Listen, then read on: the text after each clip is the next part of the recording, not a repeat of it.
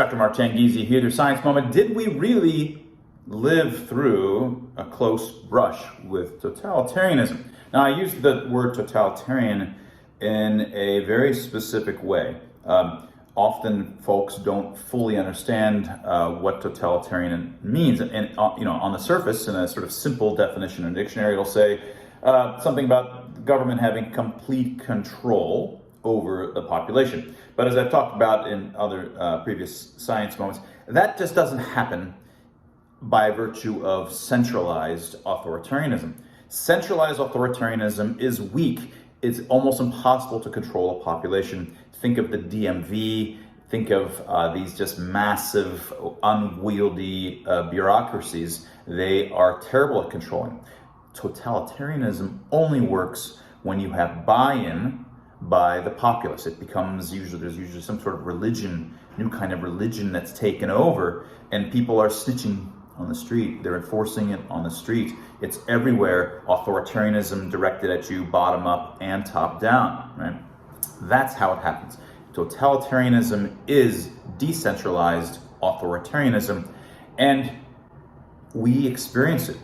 Now, a lot of you may not think that we experience it. There's two kinds of people there are actually three kinds. The first kind of person that may not have realized that we had a brush with totalitarian forces are those that fell into the collective hysteria. When you're in the collective hysteria and you're whipped up with these new notions of the righteous good of zero COVID that must be followed, and that anybody under exaggerating or pushing down the supposed risks is a denier.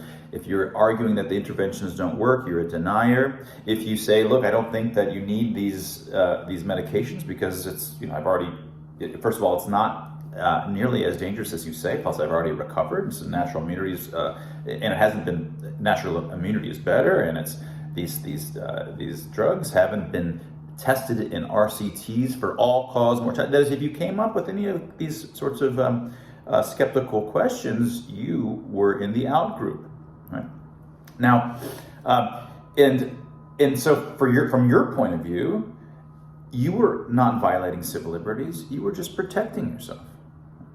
All of these things to engage in saying that COVID wasn't so dangerous or the interventions didn't work, you were engaged in taboo behavior, which was going against the good. So those people didn't see the totalitarianism that was occurring. Right? They didn't see these totalitarian forces because, well, they were just trying to help everybody. Right? Totalitarianism is done by people trying to help with good intent, right? As we've talked about repeatedly. So they're not going to see that there was that we had a brush with totalitarianism. They're not going to see it. And of course, there are some other folks who, amongst the pandemic crowd, which I really don't want to get into today, but there's some of them who just think this is just straight master planning authoritarianism. But let's not focus on that today, because there's still another class of folks who may have seen that this is too much authoritarianism. I don't like what I saw, but totalitarian, it wasn't that. And I think one problem there, when we think about totalitarianism, we think about either fiction cases, dystopian cases that we've seen in movies, or Brave New World kinds of cases where they have a particular flavor and mojo that just seems so oppressive and scary and frightening, right? And that's just because you're an outsider to that. You aren't part of that world. It all seems new and weird to you. And the same thing for totalitarianism in Nazi Germany, the Cultural Revolution in China, Iran, where people are enforced hijab on the street. It's enforced by everybody out there on the street. It's all around you, these totalitarian forces. And again, here, I'm comfortable here. This isn't like those foreign places with their weird edicts and rules. It never feels like that here, because here is where you're familiar. You're soaking in the warm water of the environment that you're in. It doesn't seem like that at all. It has different icing, for one, and two, the icing is the kind of stuff that you're familiar with, just sort of in different ways. So I think that it becomes hard to see the totalitarian forces, even when you know that something is going deeply wrong. You don't necessarily see them as totalitarian because it doesn't look like the other cases of paradigm totalitarianism that we have in our memories. But remember, these are just cases of different icing, same fundamental ingredients in every case.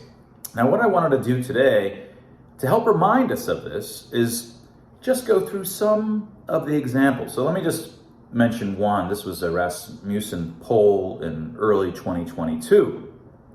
And it was asking them about your opinions about what we should do with that little problem called the unvaxxed. So they asked them different kinds of questions. Fine. What do you think about fining the unvaxxed? 55% of Democrats support fining the unvaxxed compared to 19% of Republicans. How about banishing them? 59% of Democrats supported confining the unvaxxed to their homes at all times, except for emergencies. It was opposed by 79% of Republicans. Concentration camps. 45% of Democrats supported sending the unvaxxed to government camps. Okay, only 22% of Republicans thought that, which is, of course, drastically dangerous in itself. Track them. 47% of Democrats support using digital devices to track unvaxxed to ensure they're quarantined or distancing themselves. Right. Take their children. 29% of Democrats support temporarily removing unvaxxed parents' custody of their children. 7% of Republicans did. And finally, fine or imprison counter voices. 48% of Democrats support fining or imprisoning those who publicly question the COVID-19 vaccines on social media, television, radio, or in online or digital publications. Only 14% of Republicans favor criminal punishment of vaccine critics. Now you might say, I don't believe this. There's a couple kinds of people. I don't believe this, Mark. If you were a lockdowner, you say, I don't believe it.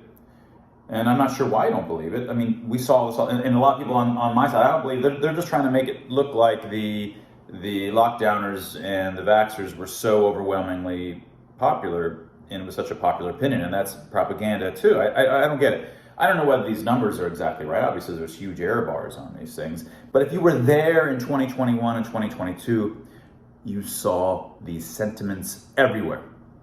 This permeated culture. It was okay. It was morally preferable. It was incumbent upon everybody to be prejudiced against the anti-vaxxers.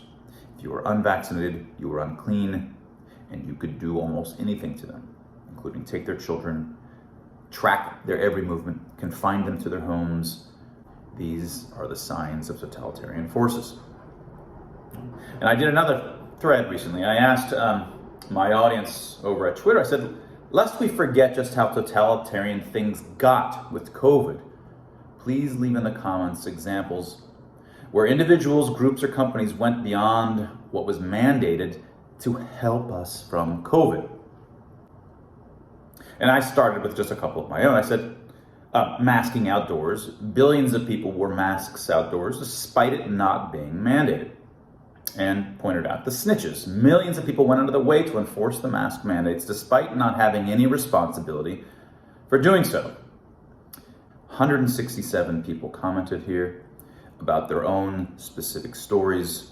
I don't have time to go through them, but many of these were very personal and about how certain people in their life, their friends, family, workmates, strangers in life, attacked them on the street or in a public place and spurned them because they didn't hold the righteous views that were required. This is totalitarian forces. We didn't necessarily reach totalitarianism, but these are totalitarian forces. You have to understand what almost happened to us. In fact, it did happen for 2 years, and it seems we've broken out of it. Right? If you want to understand these kinds of forces, go to freex.group, the Free Expression Research Institute, freex.group. If you want to support research and communication of the kind that I'm doing, go to the support tab and find ways to support FreeX. That was your science moment.